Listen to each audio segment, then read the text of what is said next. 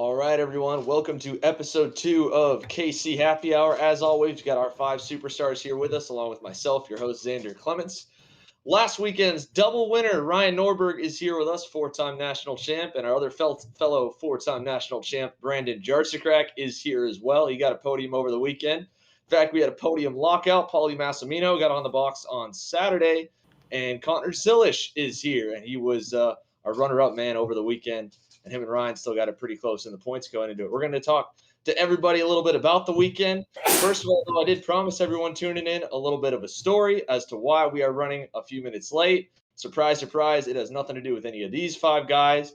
My flight, which was booked months in advance, well, not months, about a month in advance before we started planning on our show, was putting me a little tight. Got home a little bit later than expected, about probably 5 minutes ago. And that was after 30 minutes delayed through Southwest. Then the first bag came out. The second bag, which was the box of leftover KC merch from the weekend, did not come out. Waited, finally got that. Had a canceled Uber ride because you waited too long because I called it when the first bag came. And finally got one, got here. These guys luckily are nice enough to hang around for all of you. Obviously, it's not just for me. But that's why we're running a little bit behind. So it's nothing tech-wise. Our producer, Kyle Cuthbertson's done a phenomenal job. He's got everyone here. Ryan, I think you're the easiest one to start with over the weekend. First question, what were your tire pressures on the Sunday final? That's a good one. 36 psi in the front, and then 3 in the left rear. Nah, not that was money. Yeah, it was a good week. It was a fun one for us. The team obviously did really well as a whole. A lot of our guys were fast, and so it was really good just to have everybody up front and racing well. And yeah, we won every race, so it was a good week. Yep, and the guy who was close and did win a race over the weekend, Connor. How was your weekend? Because you ran double duty. K, pretty good. Saturday, I swept it in K. X30, I finished second behind Ryan, of course. And Sunday, similar things. Well, not similar things. K, I struggled a little bit more with the pace, and then X30 was about the same with P2 in the final. Yeah, it was close. And then I think probably the closest guy anyone got race-wise to really touching Ryan was in the pre-finals between both of our other fellas that locked out the podium. Brandon, you were really close in the Sunday pre-final, and then the start Sunday was so-so. But overall, how was your weekend? Yeah, it was I'd like to say a tough weekend. On Saturday, we were quick in the pre-final, and unfortunately, we had a mechanical DNF, so I had to start last in the final. Made it up to, I think, P10 with fastest lap of the race, so it looked promising for Sunday. And then we were quick in the pre-final. I think I burnt my stuff up a little bit too much trying to stay with Ryan, and then the final just didn't have enough to stay with him. Got shuffled back on the start a little bit and made our way back to P3 though. Yeah, still good. That's and then Paulie, this weekend new colors. Speed on really both days was decent. What do you think? How was your weekend? What would you rate it? Yeah, speed was pretty good. Finally got back on the podium. Took forever, but Sunday I thought we were good in the final. Had a pretty good start, but kind of just missed it on air. But it's all right. How was the new team? Like, how was the new colors? Different group of people. I definitely liked it. Everyone was very, very cool and personalities and just in the background. Hey, Chris. Yeah, you got your. There. Everyone's open and cool and fun. They're cool. Carson did a little 4 for us, but everyone else. Speaking of that, Carson kind of killed it. Carson Morgan. Yeah, so senior was semi-boring, thanks to Ryan. But I think it's been a minute since a kid in junior has like dominated all 4 classes the way Carson Morgan did this weekend. And he's been a badass all the way, from his days in mini when he jumped up so early. And the only reason he's on his 3rd year in junior now is because he moved to junior early. So he's going to be coming to senior next year. They've already supposedly called their shot. They're going to move him up to senior to race against everyone in Vegas. So that'll be really interesting if he goes through with that. But, he has a very, very similar in Brent Cruz and how aggressive and yet smart his racecraft is. And usually when other kids get in the pack and it's one of those two, like they'll outrace them, it seems. But I mean, just in recent memory, I don't think we've seen anyone dominate the way he did this weekend. And he put, I think, 6 seconds on the field in one of the KA main events. Yeah, no, But, he did really well. Thing was, he and, wasn't really impressed that me. fast in the beginning. He just got a good start and he just gone. yeah, in fact, in the KA race, he was tight enough with all those guys. They were pushing together. They only passed for second twice. One time to swap to see if they'd be better with second and third in one position, and then swapped again, pushed the whole way, and he still outdrove them. Now, anytime that happens, obviously the cheating rumors start going around on equipment because everyone thinks that has to be it. But truth be told, I mean, we talked about him a little bit on the broadcast last week. So Carson and Cole, this is the shortest amount of time they've had between events too, right? So those guys only ran Pro Tour this year, which meant that they missed out on all the winter racing everyone was doing between SCUSA Winter Series and Florida Winter Tour to stay fresh on big races. Then showed straight up to NOLA, which people had USPKS Ocala 2 weeks prior, and some of them had the Rock race or the Texas Sprint Series race the week before, which I think they may have done that one in NOLA. I don't know for sure. But realistically, they were fighting, both brothers, a big gap in experience and seat time that everyone else was getting in between their breaks. And then no one really had any big races besides maybe a handful of regionals. They got pretty big through June. So from that gap back from Utah to Road America, everyone had the same gap. So it wasn't like they were behind the 8 ball on seat time. And I think that's probably a big thing that helped for Carson. But even compared to last year, I mean, the track in almost all the classes seemed to tame up a little bit. The Masters class was actually super close on both days, and there was a little controversy in that one that carried over into warm up. In the Saturday main, I think it was Saturday, Barrios and Vomir got together. Then that carried over into warm up because Vomir got to keep going and Barrios didn't. So then they started brake checking each other warm up like seniors do in qualifying. And then all the way into the main event, Barrios was leading into the final corner and got chunked pretty hard with Scott Kopp going down the inside. And that was probably the most entertaining race besides maybe the KA Senior Saturday main event, where Connor, did you talk to Lemke after in the scale line? Did he just hook his bumper right behind the front tire and that's what sent him in the grass? Yeah, he tried passing me in a place where you're not going to pass someone, especially because I did it the lap before, so I was expecting him to do it. So I protected it, and he still tried to do it, and it just wasn't going to happen. So it was a good race, but it wasn't a move that he probably should have made. Yeah, so he's carrying on that streak because you guys had a lot of fun racing at Ocala with the same moves, huh? Yeah, same thing. Trying to pass me in a corner where you're not going to pass Stirring someone. the pot. Turn 3, let's go. I have to. In all fairness, I was part of the group that ended up officiating that, and yeah, that was a pretty aggressive one. I would have been interested to see what the videos would have shown if it went bad for you in this one, because yeah, I mean that's a sketchier corner to catch. It was coming into the drop down, Yeah, right coming out, and Brandon was second, and he had stacked up pretty good. You had run him down a little bit, and then finally got to him. And then, yeah, all of a sudden, from where I was perched up at the top of the hill, he just goes straight off into the grass. So it's usually only one thing. Yeah, but then he managed to shut me up on Sunday, so I can't really say much. Yeah. I figured, I don't know, was it Paulie? Was I talking to you about this? I figured we would see Lemke running double duty for how good he was here last year in X32. Ended up only We were running talking J about this that week. a little bit. But I don't know. It'd be cool to see him back. I mean, he's a showstopper. I don't think anyone's as high excitement as maybe Mario Barrios or like a Dakota Pesic or someone that'll really spice things up. But I'm down for anything that keeps what we had Saturday and Sunday. Because for everyone that's tuning into this now and gets to see the video Friday, if you're sick of Ryan already off this show, I wouldn't tune into this Friday show because there's going to be a lot of the 348 that he caused. It's just terrible. It's terrible. The whole main event we're officiating, and I'm just thinking like, God, Trevor, you can walk off the track here lap 2. We've got all the shots that we need to make our edit. So thanks again, Ryan. But moving on, the last there was some more controversy though that we had to talk about, and the biggest thing that always comes to Road America is the fact that there's the chicane for the first corner. And USPKS as a series only does 2 or 4 position penalties typically to base it around the bumper penalties. So by the time I think some guys must have started figuring it out by the time we got to the Sunday main events, we had at least, I think, 3 classes on hand. Guys were just completely, if they'd started in the back and knew that they were going to gain more than they'd end up losing on penalties, they full throttle the chicane from the get-go.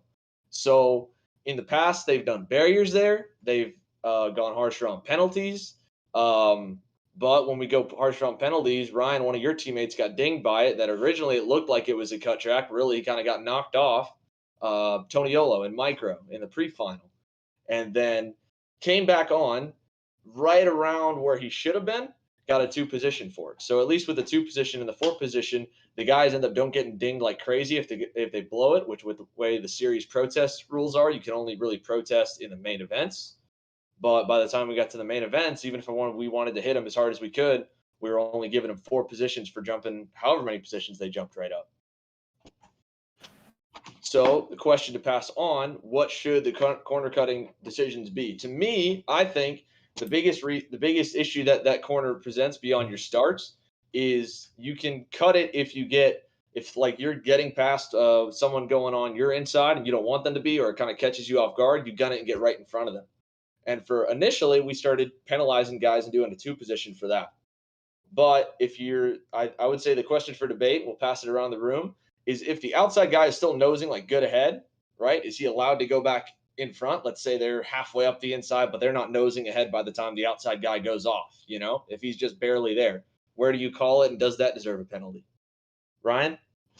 I mean, I think for sure the outside guy is kind of, at fault there. I mean, for sure, there's no way. Everybody who drives that racetrack knows that the outside does not work there whatsoever. So, I mean, if you cut the track, you deserve a penalty. I would have preferred if they would have had some cones or something there.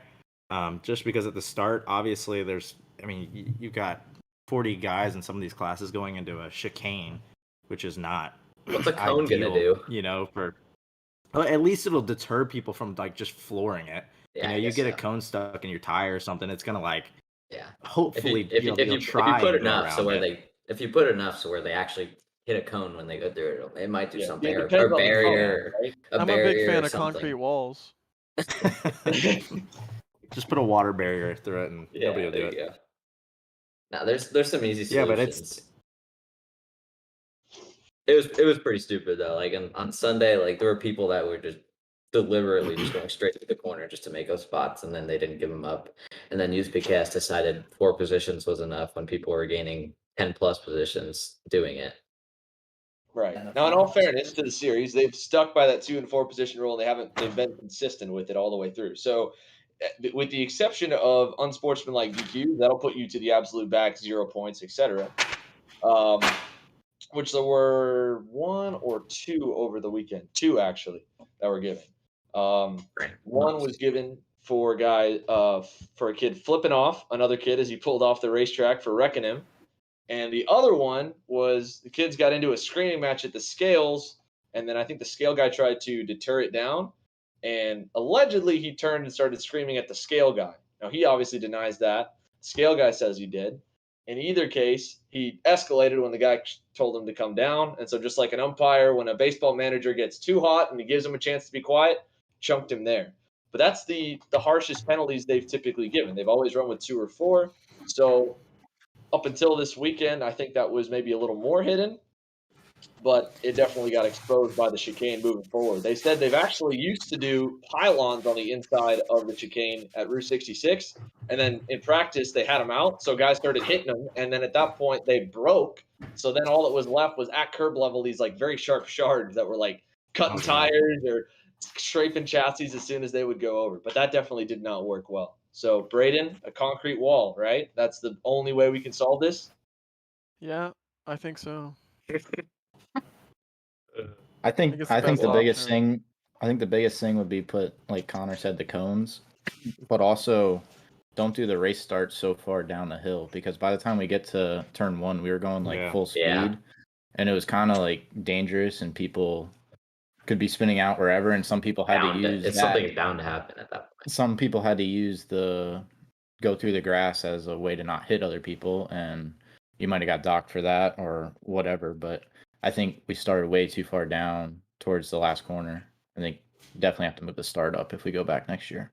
We're definitely rolling a lot of speed when we get up to that corner. Yeah, The K pre-final on Saturday was like there was like a 25 car pileup. I came out of the corner after the top of the hill and I looked over. I was like, there's like 20 cars sitting right there. Yeah, but when you're going 60 miles an hour into a chicane where there's 60 carts going into it, something's gonna happen every single time. Yeah, well, that too, right? The KA senior class ended up starting 52 or 53 guys going in, and I think at the best start, I think we only lost about 3 of them. So that's at the best. At the worst, yeah, we had some pretty 20. massive pileups in that class. Yeah, I thought it was like 10. It was like 10 plus guys crashed on Saturday. It was bad. It was very bad. Yeah. Yeah, and it carried over and into 3 and all the way down. So it was interesting. But moving the start, I think, would help. I think the penalties. The other tough part too is without video, it's tough to just make the harsher penalties. I know for myself, calling at the top of the hill, I didn't feel as bad if we gave some guy only a 2 position and it was borderline that like you could argue maybe he would have had a lane or not. So it almost saves it there because it's not harsh. And in most cases, the protest is pretty simple and straightforward with GoPro videos since they allow it. But starts moving up would help, would slow the guys down if we do come back next year. It was 270 entries, which was massive. They picked up 100 over the previous year. There's still a few more storylines to come out of it, though, everyone. So we will come right back after this commercial break, finish our debrief with USPKS Road America, and then talk about what we've got upcoming over this next weekend. KC Happy Hour is presented by Rollison Performance Group, North America's top karting team. RPG is a full-time operation that is fully focused on driver development and furthering your karting career. Each RPG team member benefits from data and coaching by multi-time national champions, including the likes of Ryan Norberg, Luke Selikin, Austin Garrison, and more. Team owner Mike Rollison is a highly decorated driver himself, and he knows what it takes to win. He brings that same culture and expertise with him at each event RPG attends, regularly being one of the first in the pit area when gates open, and one of the last to leave. RPG also offers individual and group coaching days at its home base at Pat's Acres Racing Complex in Canby, Oregon. Here, the team is able to do specialized drills and spend hours focused on different driving techniques and skills, preparing drivers to go out and dominate at the next race. Because winning isn't just done on the race weekend. It's accomplished by putting in time outside of the races as well. If you're looking to take your karting career to the next level, or if you're looking to win races, then check out Rollison Performance Group on Facebook and Instagram, as well as their official website, rollisonpg.com. KC Happy Hour is also presented by Speed Concepts Racing. Founded by longtime karting team manager and driver coach Mike Speed, Speed Concepts Racing is the ideal team to help you develop as a driver for a professional career in racing.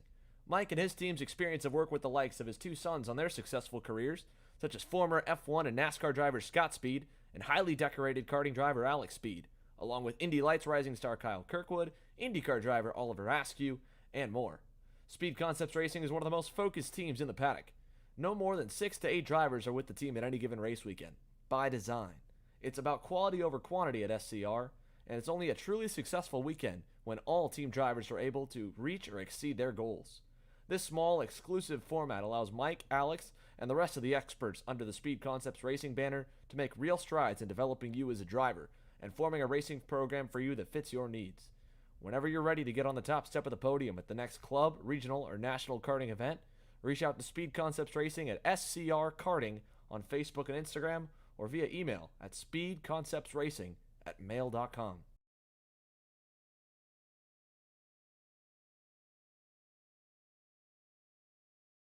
All right.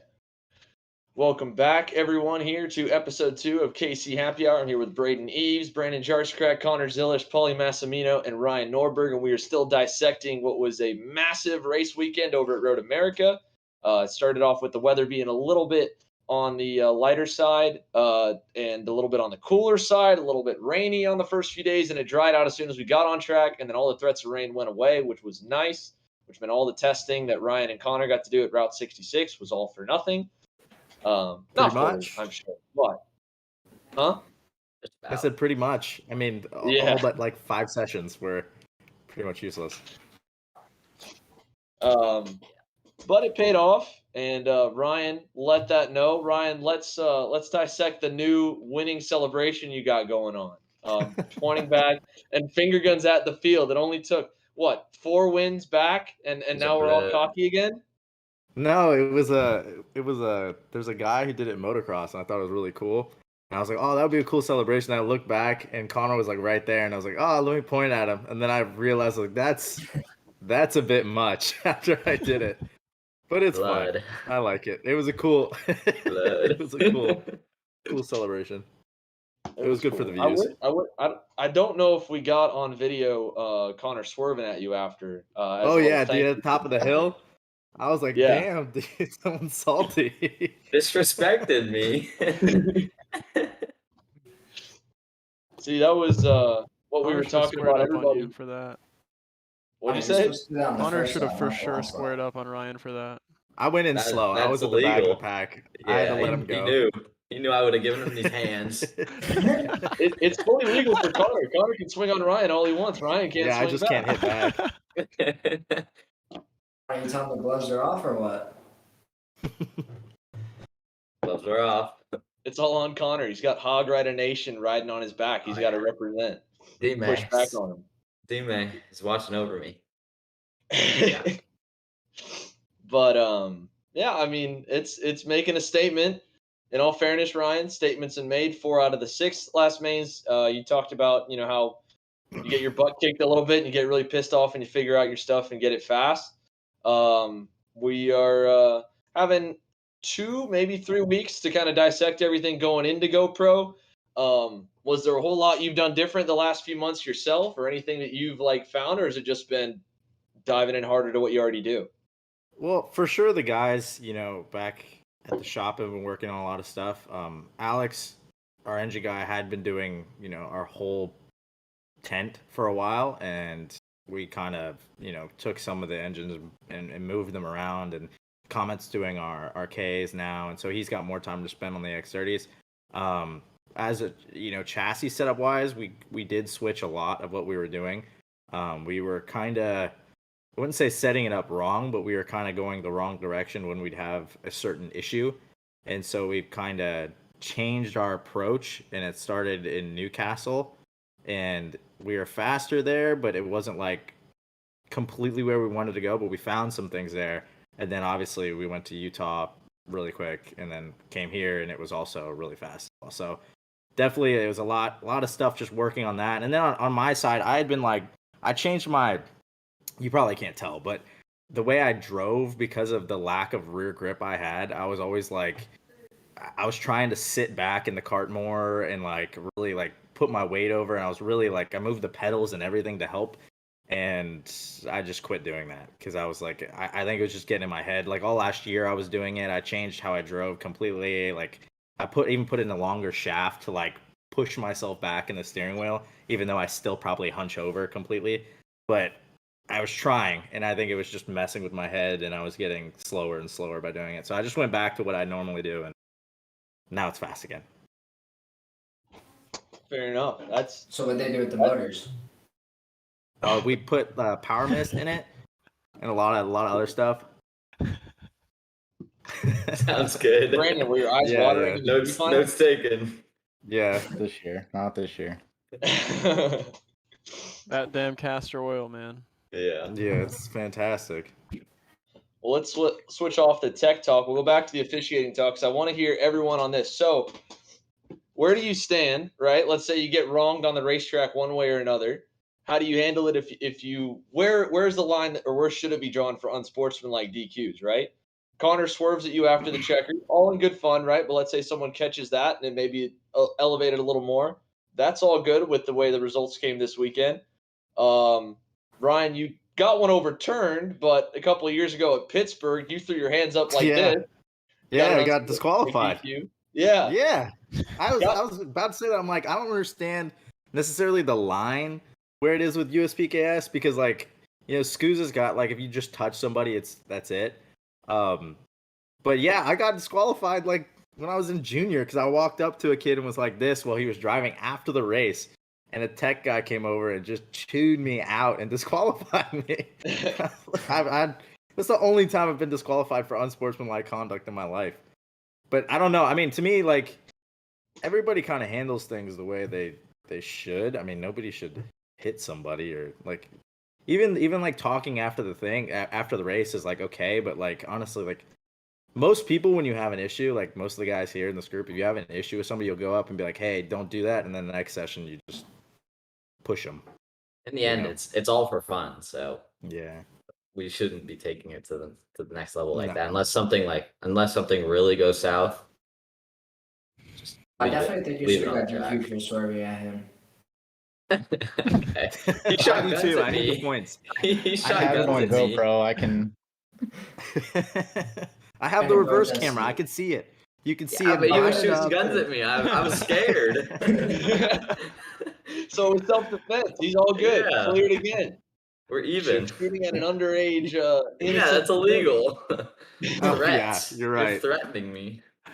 Braden, you weren't I here think- this weekend. You didn't get to see any of the drama going down. But where do you draw the line, and where should an unsportsmanlike DQ be? Should a guy be allowed to say whatever he wants in the scales? Would you rather guys take it out on each other in the scales, or a little more under the shoulder elbowing on the track? I mean, obviously, I don't think there should be like fist fights or anything, but I think they just need to let it all go. Like, if there's gonna be arguments in the scale line, you just need to let it happen, Yeah. because that's how gentlemen solve things. I think talking is fine. As soon as like hands get into it, then that's when it needs to be stopped. Well, what we need to do is start a YouTube boxing series, and when we have beef, everybody just sign up for who you want to fight, and then at the end of the week, you just get to go fight the person. I like that. We do pay-per-view. It would sell a We'll lot. do it, Car we'll Chaser do it can right sponsor after it. Supernats. Right after Supernats in The Vegas. final. Sure. Sunday night, we'll set it up in the hotel room. We'll have the hotel ring studio, push the two beds together. Yeah, Whoever exactly. just had a bad main event with the other guy, you get challenged, you go in.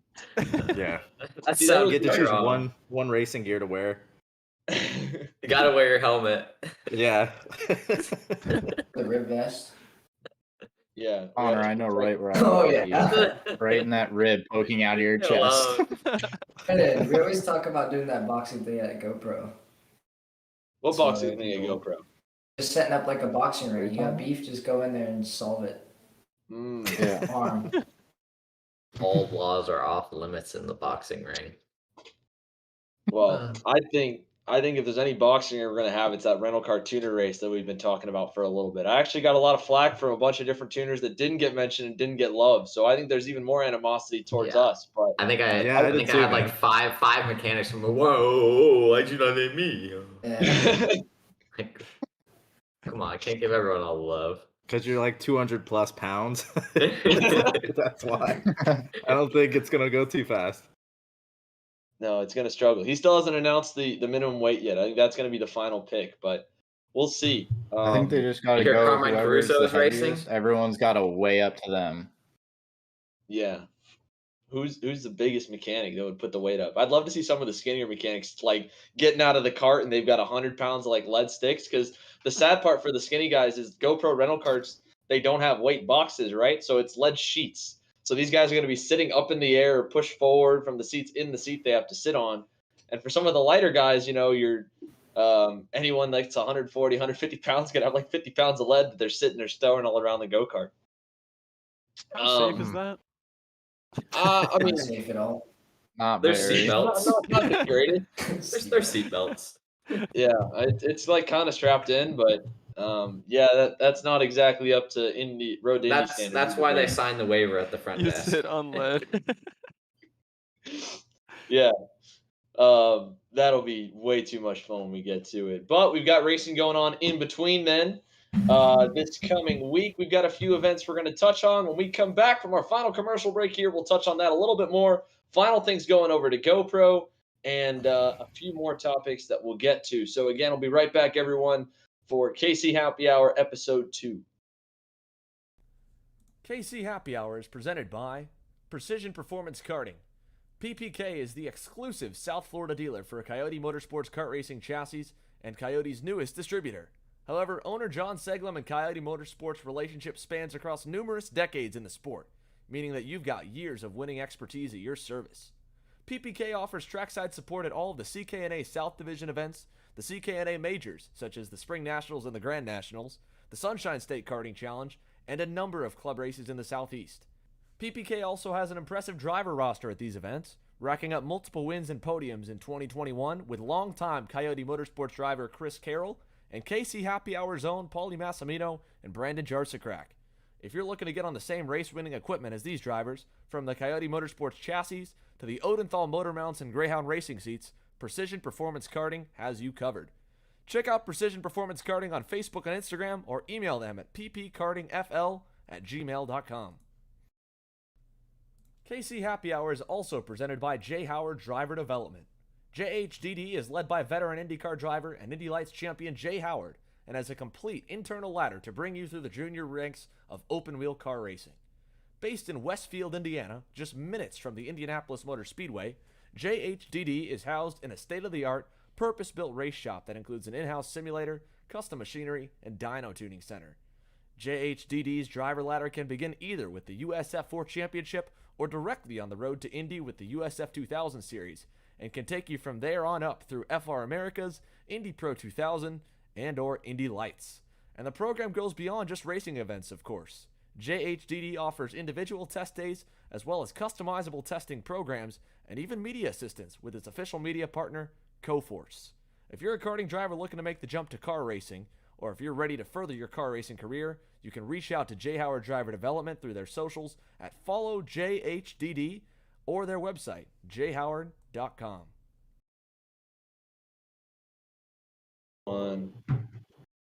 All right, and welcome back to KC Happy Hour. We did just have one of our DQ drivers in the group chat on the stream just claim that I DQ'd him. I want to clear the air right now. I was all the way at the top of the hill by the water tower, up in the weeds at turn 4. So anything in the scale line, I did not DQ. However, being that it was Frankie Mossman, I would happily DQ him for less, just for running as forward as he can. So, Frankie, I know you're here in the chat. I would have DQ'd you, but actually I didn't get the honor to this time. So you DQ'd yourself, and I had no affiliation to it whatsoever. I want to clear that up right now. Oh gosh. Oh, no reverse card.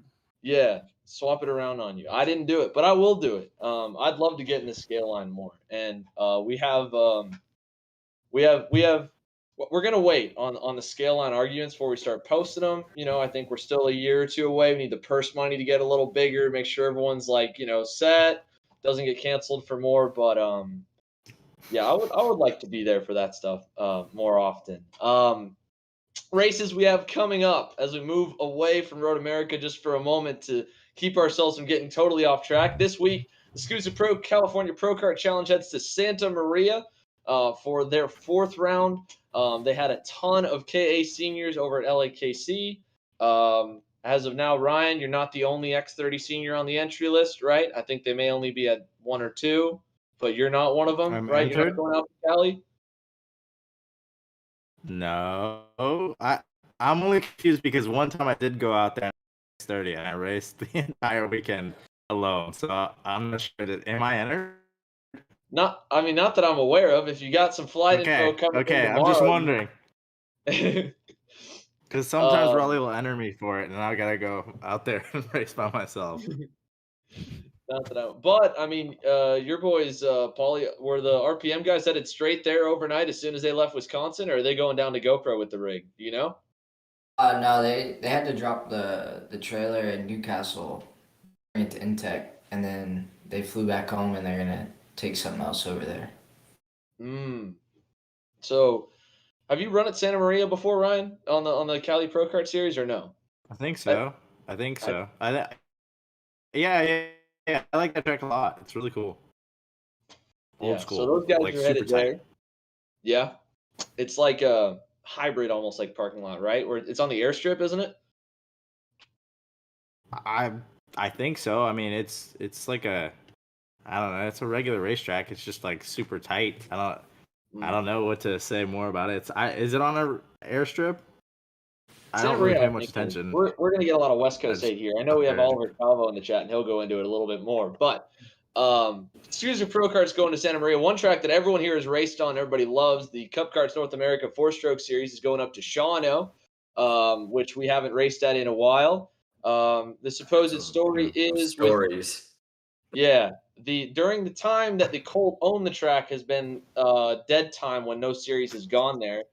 I think it is once again under different ownership, and the cult of that runs the town is no longer in control of the track once again. I don't know if they were or not. This is what we hear around the paddock. But the CKNA 4-stroke series is going there.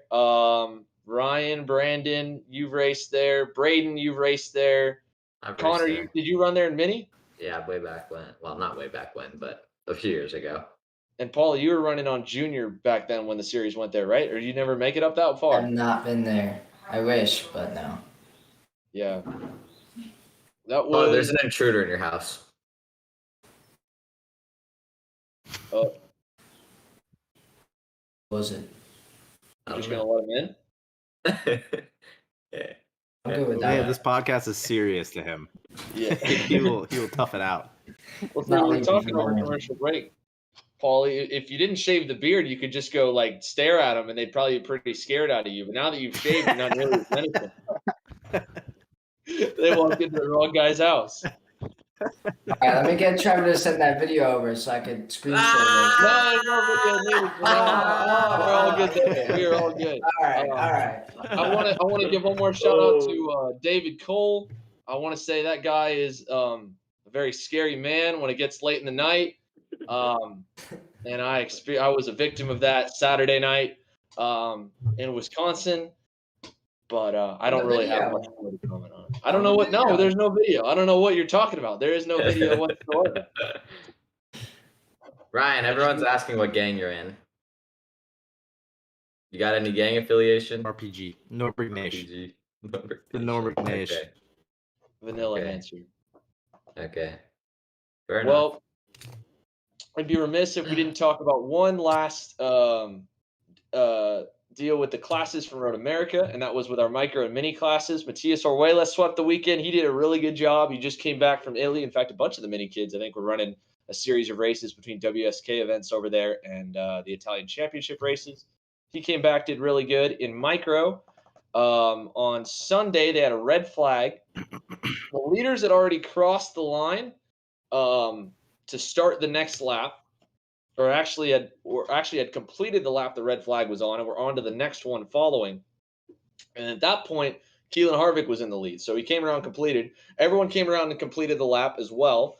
Then they had a wreck about midway to 3/4 of the way back in the last corner. So the leaders have already completed the lap, but the back half of the field had not, and that's where they had the wreck and the red flag. So based on the rules, this was a weird situation. First time I've seen it like this. They go back the entire previous lap, which then had the lead change hands and had the different winner that we saw on Sunday. It actually went protested, was checked through the rules. And so the precedent being set moving forward is until everyone's completed through the lap, that would be, then that lap's fully complete versus the leader getting to the line to lock it in at the time of the red flag versus before, which was interesting too. Micro had the only red flags of the weekend, which was good. It's honestly, for a track that's pretty crazy, didn't have too many big incidents and only had 2 times that the ambulance had to have anyone checked out. We had one flip as well in KA Junior, and a big shout out to her, Ava Dobson. Got up from it like a champ, was holding back the tears, but knew it was 4 laps to go and a good battle throughout the field. Hung it out and said, no, I'll just go get checked out as soon as the race was over. And she was fine, all good. And she got banged her arm on the motor pretty hard. So, Trooper. But interesting stuff with the rules and how they've called it. We've talked about the corner cutting. We talked about the unsportsmanlike DQs where the line should be drawn. And then moving forward, everyone's kind of got a couple weeks off, boys. Braden, do you have any testing coming up for yourself? You've got a big gap between your next race. Not me. Yeah, I think I'm gonna have a test at the end of this month, but nothing too close.